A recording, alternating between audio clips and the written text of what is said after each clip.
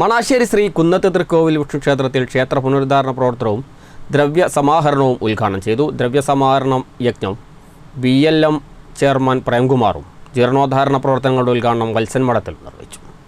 മലബാറിലെ പ്രസിദ്ധ വിഷ്ണു ക്ഷേത്രമായ ശ്രീ കുന്നത്ത് തൃക്കോവിൽ വിഷ്ണു ക്ഷേത്രത്തിലെ ക്ഷേത്ര പുനരുദ്ധാരണ പ്രവർത്തനങ്ങൾക്കും ദ്രവ്യ സമാഹരണത്തിനുമാണ് തുടക്കമായത്.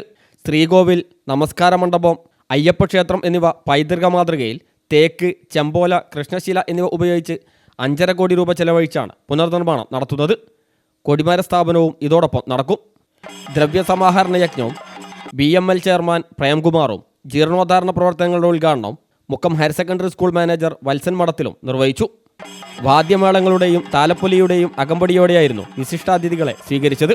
നിർമ്മാണ സാമഗ്രികളുടെ സ്വിച്ച് ഓൺ കർമ്മം വത്സൻ മഠത്തിൽ നിർവഹിച്ചു. നിർമ്മാണ കമ്മിറ്റി ചെയർമാൻ സുകുമാരൻ ഇരുൾകുന്നുമൽ അധ്യക്ഷനായി. നിർമ്മാണ committee convener Mullappally Krishnan Namboothiri, doctor Jayakumar, doctor Bindu Jayakumar, Rupesh Namboothiri, Sreeragam Shaji, Rajeshan Vallaramkunnath, Santhosh Kumar Thathamma എന്നിവർ സംസാരിച്ചു. ഫിസിക്സിൽ ഡോക്ടറേറ്റ് നേടിയ അനാമിക അശോകനെ ചടങ്ങിൽ ആദരിച്ചു. ശില്പികളായ പറങ്ങോടൻ ആശാരി, രാജൻ, കൈലാസൻ ഇടപ്പറ്റ എന്നിവർക്ക് ദക്ഷിണ സമർപ്പിച്ചു. പൂജാതി കർമ്മങ്ങൾക്ക് മേൽശാന്തി OT മനോഹരൻ നമ്പൂതിരി, മധു നമ്പൂതിരി എന്നിവർ നേതൃത്വം നൽകി. N ശൈലജ ടീച്ചർ പദ്ധതി വിശദീകരണം നടത്തി. P ചന്ദ്രമോഹനൻ, രാമൻ ഇരട്ടങ്ങൽ, രവീന്ദ്രൻ പവിത്രം, ജാനു മുതുകുറ്റിയിൽ, TK രവീന്ദ്രൻ, ബാബു താഴെക്കണ്ടിയിൽ, ഹരിദാസൻ, ശിവൻ, മനോജ്, ബാലകൃഷ്ണൻ തുടങ്ങിയവർ നേതൃത്വം നൽകി. News bureau, Mukkam.